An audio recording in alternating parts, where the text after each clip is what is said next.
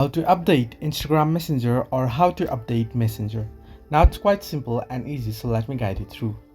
Now, all you have to do is, if you aren't getting the update here on Messenger, now if you have connected your Instagram messages and cross message platforming on Messenger, what you can do is scroll down the notification bar and then tap on the settings icon at the top right corner of your screen. Now once here, what you want to do is scroll down below until you find the option apps. Now here you can see the apps option. On apps here, you can either scroll and search in for Messenger, or you can search in from the search bar for Messenger. Now simply search in for Messenger, and what you want to do is scroll down and here on storage, tap on storage first, and then at the bottom of the screen you'll find the option play data.